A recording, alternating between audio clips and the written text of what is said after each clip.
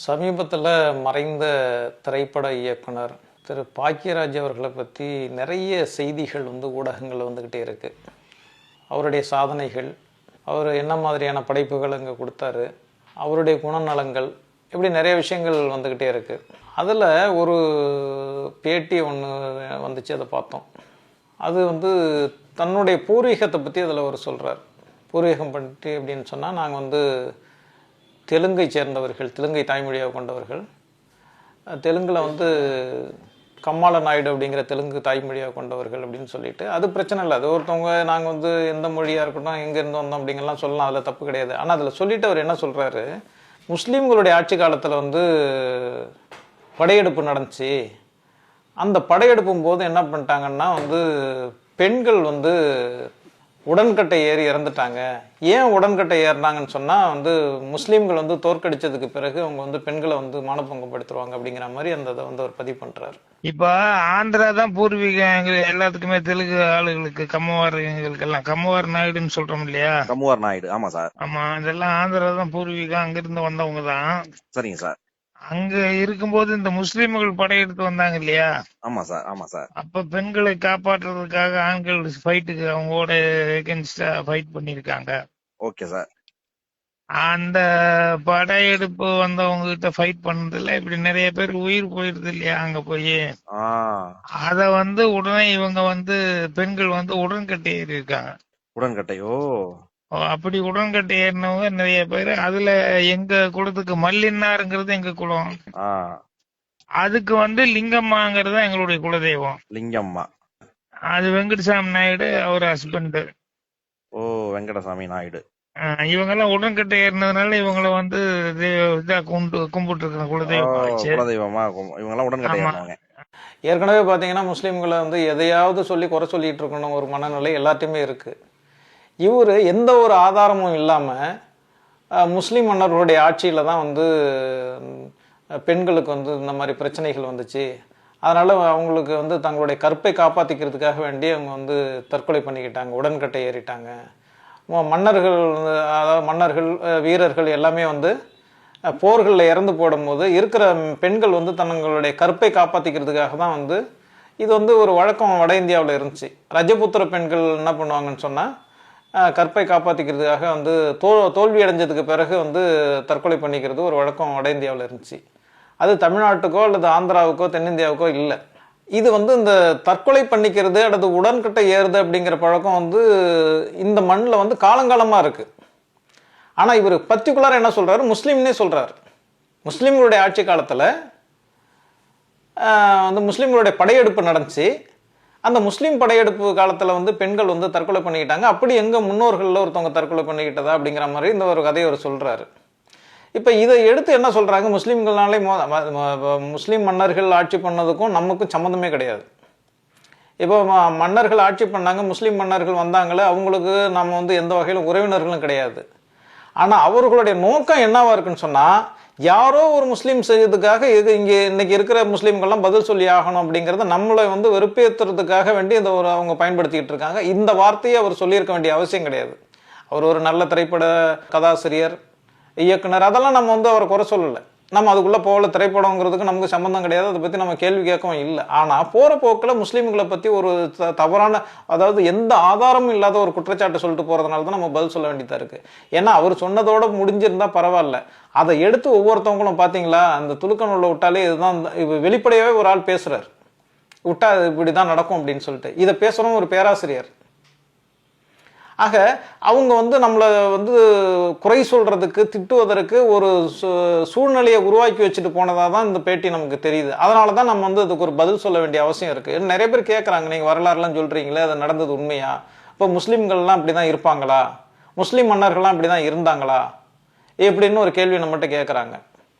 உண்மை என்னன்னு சொன்னால், டெல்லியில் சுல்தான்களுடைய ஆட்சி நடந்த போது தென்னிந்தியாவை பொறுத்தளவுக்கு, தென்னிந்தியாங்கிறது ஆந்திரா, கேரளா, தமிழ்நாடு இதெல்லாம் சேர்ந்தது தான் தென்னிந்தியா.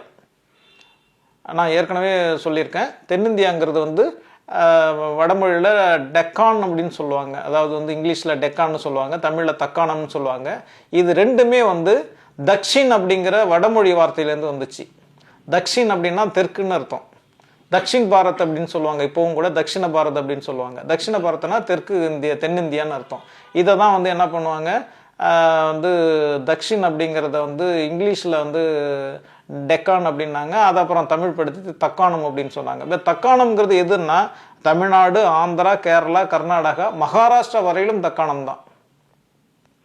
இப்போ இந்த பகுதிகளில் 4 அரசுகள் இருந்துச்சு. எந்தெந்த அரசுன்னா, தேவகிரி அப்படிங்கிற மகாராஷ்டிராவை சேர்ந்த தேவகிரி அப்படிங்கிற பகுதியை ஆட்சி பண்ணவங்க வந்து யாதவ அரசு ஒன்று இருந்துச்சு. அதே மாதிரி வாரங்கல், தெலுங்கானாவில் இருக்கிற வாரங்கல் பகுதியை ஆட்சி பண்ண காகதிய அரசுன்னு ஒன்று இருந்துச்சு, இது ஆந்திராவில் இருந்துச்சு.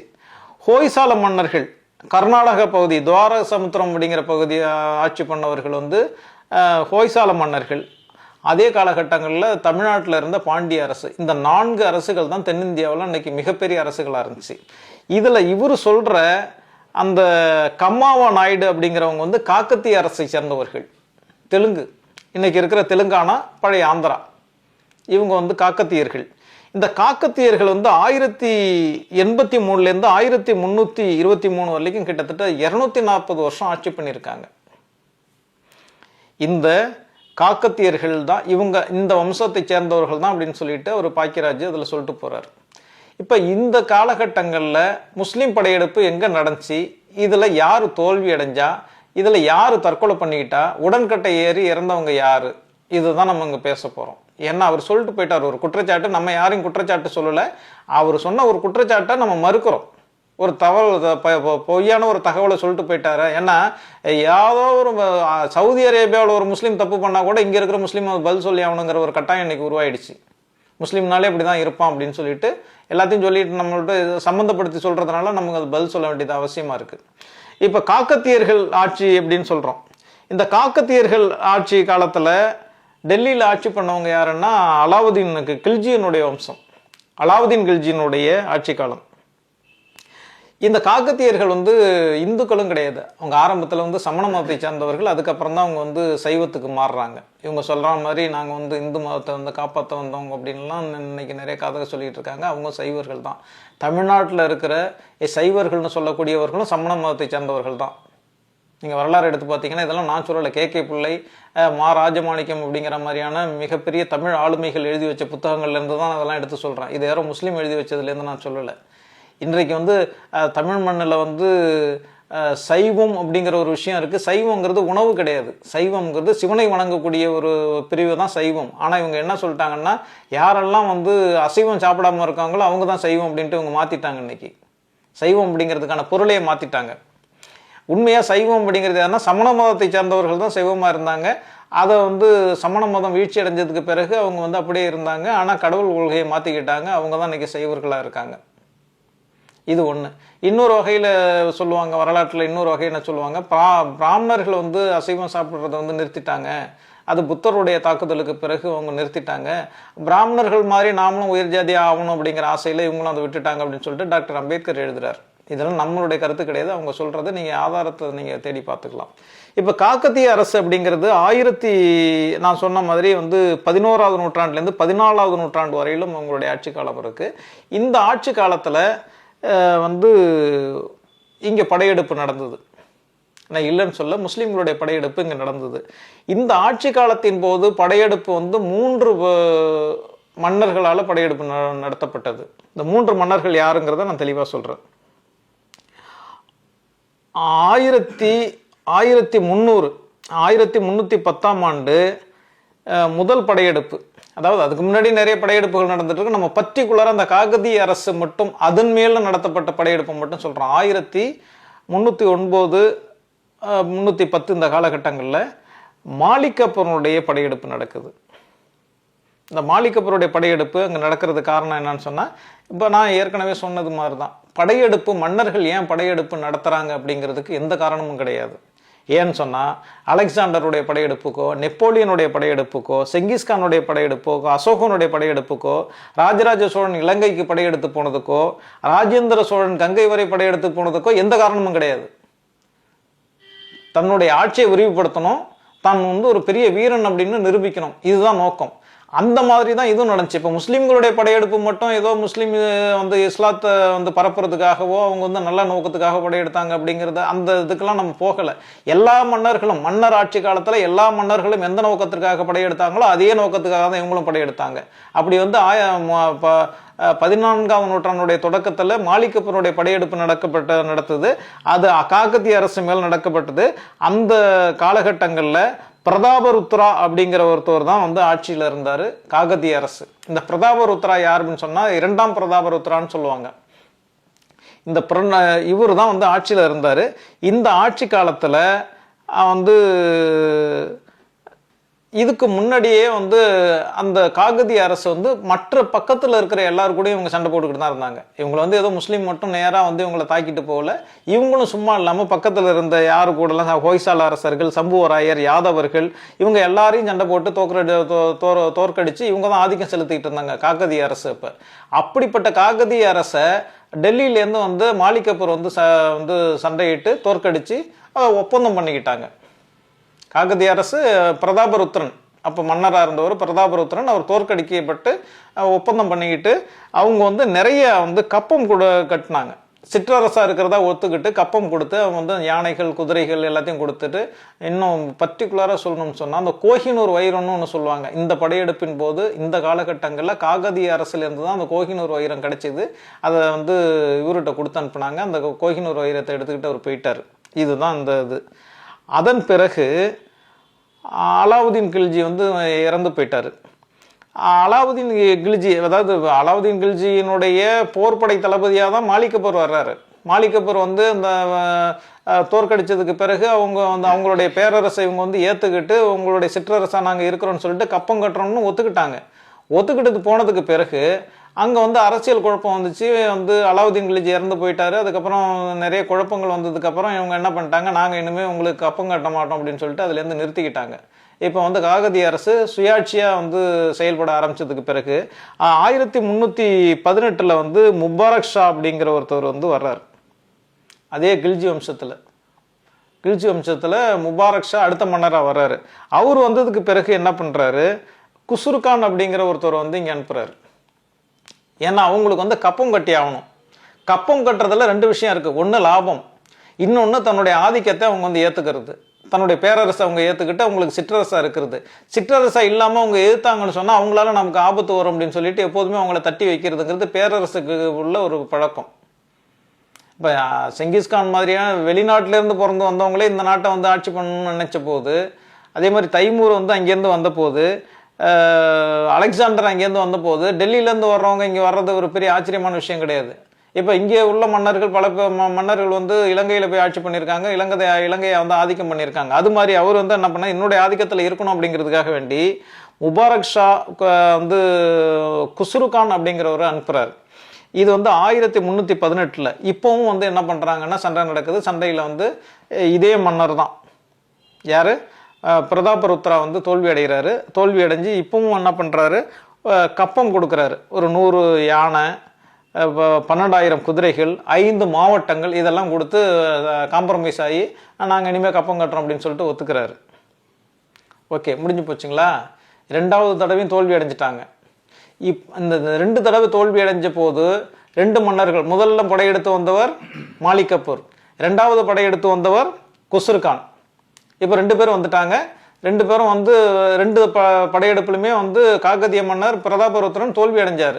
இதில் யாரும் இறந்து போகல. முற்றுகை நடந்தது, சண்டையும் நடந்துச்சு. மிகப்பெரிய முற்றுகை ஆகிறதுக்கு முன்னாடியே அவங்க வந்து சரண்டர் ஆகிட்டாரு, கப்பம் கட்டுறன்னு ஒத்துக்கிட்டாரு. இதில் யாரும் இறந்து போகல. யாருமே இறந்து போகாத, யாரும் வந்து தீக்குளிக்க வேண்டிய அவசியமும் கிடையாது. மன்னர் உயிரோடு தான் இருக்கிறாரு. 3வது படையெடுப்பு இப்போ என்ன ஆச்சுன்னு சொன்னால், கில்ஜி வம்சமே முடிஞ்சு போச்சு. கில்ஜி வம்சம் முடிஞ்சதுக்கு அப்புறம் துக்ளக் வம்சம் வந்துருச்சு. இப்போ துக்ளக் வம்சம் வந்ததுக்கு பிறகு முகமது கியாசுதீன் துக்ளக் அப்படிங்கிறவர் ஆட்சிக்கு வர்றாரு.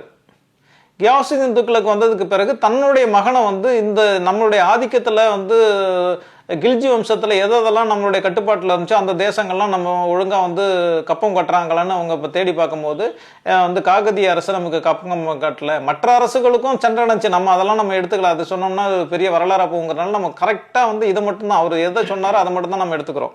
இப்ப காகதிய அரசு வந்து நமக்கு வந்து கப்பம் கட்டல, அவங்க வந்து வாரங்கள்ல இருந்து நமக்கு கப்பம் வரல அப்படின்னு சொன்னோம்னா, சரி நீ போய் படையெடுத்து வா அப்படின்னு சொல்லிட்டு 1323 உலுகான் அப்படிங்கிறவர் இங்க படையெடுத்து வர்றாரு. இந்த உலுகான் வேற யாரும் கிடையாது, அவர் தான் முகமது பின் துக்ளக். ஆட்சிக்கு வந்ததுக்கு பிறகு அவருக்கு பேர் வந்து முகமது பின் துக்ளக். ஆட்சிக்கு வர்றதுக்கு முன்னாடியே அவருக்கு பேர் உலுகான். அவர் படையெடுத்து வர்றாரு. இந்த படையெடுப்பு வந்து 1323 நடந்துச்சு.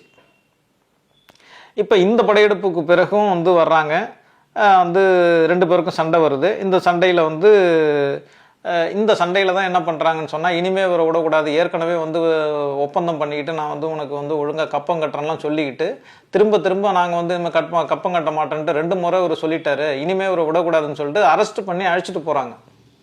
யார? காகதிய மன்னர் அரெஸ்ட் பண்ணி டெல்லிக்கு அழைச்சிட்டு போறாங்க. இப்படி டெல்லிக்கு இப்போ உள்ள மாதிரி எல்லாம் இப்போ ட்ரெயின் பஸ் எல்லாம் இப்போ கிடையாதுங்கிறதுனால இவங்க வந்து அந்த ஒட்டகங்கள் குதிரைகள் இதில் தான் போகணும். இப்படி போகும்போது போர் வழியிலே வந்து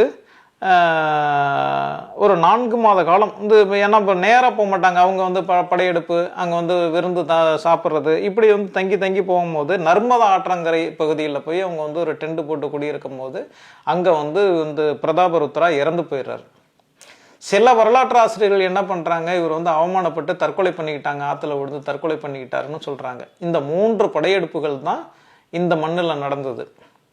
ஓகே, இப்போ இவங்க சொன்ன மாதிரி முஸ்லீம்கள் படையெடுப்புனால தான் இந்த இதெல்லாம் நடந்துச்சு.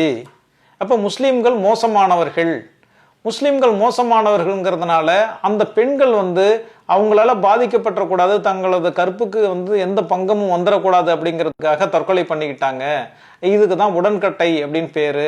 உடன்கட்டை ஏறி கணவன் இறந்து போனோடனே அவங்க வந்து தற்கொலை பண்ணிக்கிட்டாங்க அப்படின்னு அவர் வந்து சொன்னார். இப்ப இதுல மிக முக்கியமான ஒரு செய்தி என்னன்னு சொன்னா, நான் சொன்ன 3 படையெடுப்புகள் நடந்தது. 3 படையெடுப்புகள்ல முதல் படையெடுப்பு மாலிக் கபூருடைய படையெடுப்பு, 2வது படையெடுப்பு குஸ்ரு கான், 3வது படையெடுப்பு உலுகான். இந்த 3 பேர்ல முதல் 2 பேருமே இந்துவா இருந்து முஸ்லீம் ஆனவங்க. மாலிக் கபூர் பிறப்பால் இந்து, மாலிக் கபூர் வந்து பிறப்பால் இந்து, வந்து மராட்டிய இனத்தை சேர்ந்த 94 இனங்கள்னு சொல்லுவாங்க. மராட்டிய இனம்னு சொன்னா அதுல 94 உட்பிரிவுகள் இருக்கு. ஒரு பேக்வேர்டு கம்யூனிட்டி, இப்போ சொன்னால் ஒரு பேக்வேர்டு கம்யூனிட்டி, அவங்க வந்து சாதாரண விவசாயம் செய்யக்கூடிய ஒரு பேக்வேர்டு கம்யூனிட்டி. அதில் ஒரு பிரிவை சார்ந்தவன் தான் சந்தராம் அப்படிங்கிற ஒரு இளைஞன். இந்த இளைஞன் வந்து காம்பே அப்படின்னு ஒரு பகுதி இருக்குது குஜராத்தில். மராட்டிய இனத்தை சேர்ந்தவன், ஆனால் அவன் இருந்தது வந்து குஜராத்தில் காம்பே அப்படிங்கிற பகுதியில் குவாஜா அப்படிங்கிற ஒரு முஸ்லீம் வணிகர் ஒருத்தர் இருக்காரு. அந்த வணிகர்கிட்ட விலை கொடுத்து வாங்கி அந்த வணிகர் வந்து ஒரு அடிமையாக வச்சிருக்காரு வீட்டு வேலைக்காக. அவனை வந்து 1000 தினார் விலை கொடுத்து வாங்கினதா சொல்றாங்க. அதுக்காக அவனை வந்து ஹசர் தினாரி அப்படின்னே சொல்றாங்க அந்த சந்திராம. இந்த சந்திராம தான் என்ன பண்றாங்க, நஸ்ரத் கான் அப்படிங்கிற ஒருத்தர் வந்து படையெடுத்து வர்றாரு. எங்க படையெடுத்து வர்றாரு? இந்த காம்பே அந்த குஜராத்துக்கு படையெடுத்து வர்றாரு. இந்த குஜராத்துக்கு படையெடுத்து வரும்போது அந்த இந்த இளைஞனை பார்த்து இந்த இளைஞனை வந்து அவங்க கைப்பற்றி அழைச்சிட்டு போயிடுறாங்க. ஒரு அடிமையாக தானே இருக்கிறான், கைப்பற்றி அழைச்சிட்டு போறாங்க. இந்த இளைஞன் தான் அலாவுதீன் கில்ஜியினுடைய அரண்மனையில போர் வீரனா போய் தங்கியிருக்கிறான். இப்படி போர் வீரனை தங்கும் போது அந்த வந்து அவனுடைய திறமைகளை பார்த்து அவங்கள வந்து கொஞ்சம் கொஞ்சமா இது பண்றாங்க. அந்த காலகட்டங்கள்ல 1305 1306 ஆண்டு அந்த காலகட்டங்கள்ல மங்கோலியர்கள் வந்து படையெடுத்து வர்றாங்க டெல்லிக்கு. அப்படி மங்கோலியர்கள் படையெடுத்து வரும்போது அந்த படை அவங்களை எதிர்க்கக்கூடிய படையில இந்த மாலிக் கபூர் அனுப்பி வைக்கிறாங்க. அதுல இவனுடைய படை நடத்துற அந்த விதத்தை பார்த்து இவனை தளபதி ஆக்குறாங்க. இப்படி தளபதியாகி அதன் பிறகுதான் இந்த டக்கான், அதாவது இன்றைக்கு இருக்கிற அந்த தக்காணத்தின் மீது படையெடுப்பு நடத்தும் போது இந்த மாலிக் கபூர் வந்து சரியான வீரன் தான், இவன் அனுப்புனா நல்லா இருக்கும், இவன் வந்து இந்த ஜெயிச்சிரும் அப்படின்னு சொல்லிட்டு தான் அந்த மாலிக் கபூர் அனுப்புறாங்க. ஆக மாலிக் கபூர் அப்படிங்கிற அந்த இளைஞன் வந்து இயல்பாவே வந்து ஒரு வந்து பிறப்பால் ஒரு வந்து இந்து, அவன் வந்து மதவெறியோடதெல்லாம் இங்கே வந்து வந்து கோயிலில் இடிச்சா அப்படிங்கிறதெல்லாம் வந்து இட்டுக்கட்டப்பட்ட பொய். அதாவது ஒரு முஸ்லீம் ஆகிட்டா உடனே வந்து அவனுக்கு மதவெறி எங்கேருந்து வந்துடும்னு தெரியல. கிட்டத்தட்ட 25 வருஷம் 30 வருஷமாக வந்து இந்துவாக இருந்தான், 20-25 வருஷமாக இந்துவாக இருந்தோன்னா ஒரு 4-5 வருஷத்தில் வந்து ஒரு 4 வருஷம் 5 வருஷம் வந்து முஸ்லீம் ஆன உடனே அவனுக்கு அந்த மதவெறி அந்த ரத்தத்திலே ஊறி போச்சுன்னா எப்படி ஊறும் ரத்தம்? ஆக இது ஒரு இட்டுக்கட்டப்பட்ட பொய். அதே மாதிரி குஸ்ருகான், இந்த குஸ்ருகான் அப்படிங்கிறவனும் பிறப்பால் வந்து ஒரு இந்து. இவனும் அலாவுதீன் கில்ஜியினுடைய படையெடுப்பின் போது, அதாவது வந்து குஜராத்தை சேர்ந்தவன் தான் இவனும். ஏற்கனவே நம்ம வந்து மாலிக் கபூர் வந்து குஜராத்தில் இருந்தவன், மராட்டிய வம்சத்தை சேர்ந்தவன், ஆனால் வந்து குஜராத்தில் இருந்தவன். ஆனால் இவன் வந்து பராடு அப்படிங்கிற ஒரு ஜாதி, குஜராத்தில் இன்னமும் இருக்கக்கூடிய ஒரு பராடுங்கிற ஒரு மிகவும் பிற்படுத்தப்பட்ட ஒரு ஜாதியை சேர்ந்தவன் தான் இந்த குஸ்ருகான். இந்த குஸ்ருகான் அவன் வந்து இவனையும் இவனுடைய சகோதரன் இன்னொருத்தன், இந்த 2 பேரையுமே வந்து இந்த படையெடுப்பு நடக்கும் போது என்ன பண்ணுறாங்க, இவங்களை வந்து பிடிச்சிட்டு போகிறாங்க. என்னப்போ இவங்க ஏதோ ஒரு காரணம் இருக்கும். இவங்க ஏன் வந்து ஒரு மன்னர் மீது ஒரு நாட்டின் மீது படையெடுத்தவர்கள் ஏன் இந்த இளைஞர்கள்லாம் பிடிச்சிட்டு போகிறாங்கன்னா, இந்த இளைஞர்கள் வந்து அந்த அரண்மனையிலையோ அல்லது ஏதோ ஒரு முக்கியமான இடத்துல இருந்திருப்பாங்க. அதனால் அவங்க கைது செய்யப்பட்டு கொண்டு போகிறாங்க. இவங்க போனதுக்கு பிறகு என்ன பண்ணுறாங்க, அந்த அரண்மனையில் போயிட்டு நாங்கள் வந்து உங்களோட சேர்ந்துக்கிறோம் அப்படின்னு சொல்லிட்டு அவங்களுடைய அந்த இதை ஈடுபாடாகி அவங்க இஸ்லாத்தை ஏற்றுக்கிறாங்க. அந்த குஸ்ருகானுடைய பேர் வந்து ஹசன், அவனுடைய தம்பி பேர் வந்து ஹிசாமுதீன். இந்த அண்ணன் தம்பி 2 பேருமே வந்து இஸ்லாத்தை ஏற்றுக்கிட்டு முஸ்லீமாகவே ஆயிட்டாங்க. ஆனால் கடைசி வரலைக்கும் வந்து வந்து மாலிக் கபூர் வந்து இஸ்லாத்தில் வந்து உறுதியாக இருந்தார். ஆனால் குஸ்ருகான் அந்த மாதிரி இல்லை. பேரளவுக்கு இஸ்லாத்தை ஏற்றுக்கிட்டானே தவிர கடைசி வரைக்கும் அவன் செஞ்சது எல்லாம் இஸ்லாத்துக்கு எதிரான காரியங்கள் மட்டும்தான். எந்த அளவுக்கு அவன் முஸ்லீம்களுக்கு எதிராக இருந்தான்னு சொன்னால், அலாவுதீன் கில்ஜியினுடைய காலகட்டத்துக்கு பிறகு, அதாவது குஸ்ருகான் அங்கே வர்றான். முபாரக் ஷா தான் வந்து அப்போ வந்து அங்கே மன்னராக இருக்கிறான். முபாரக் ஷாவுக்கு தெரியாமலேயே வந்து கிட்டத்தட்ட 30,000 பேர்களை கொண்ட இந்து படையை வந்து உருவாக்குறாங்க. தன்னை ஒரு முஸ்லீம்னு காட்டிக்கிட்டு ஒரு இந்து படையை உருவாக்கி இந்த ஆட்சி அதிகாரத்தை நம்ம கைப்பற்றணும் அப்படிங்கிறதுக்காக ஒரு முயற்சி பண்ணுறான். இது தெரிஞ்சு போய் கடைசியில் வந்து கொலை செய்யப்படுறான், அது வேற விஷயம். ஆனால் அவன் வந்து இடையில வந்து ஒரு 2 மாத காலம் அவன் கையில் ஆட்சி இப்போ அதிகாரம் வருது. என்னப்பா அவன் வந்து ஒரு மதவெறியன், குஸ்ருகான் வந்து ஒரு மதவெறியோட இங்கே வந்து சண்டை போட்டான்னு சொல்கிறான். அவன் எப்படி மதவெறியாக இருக்க முடியும்?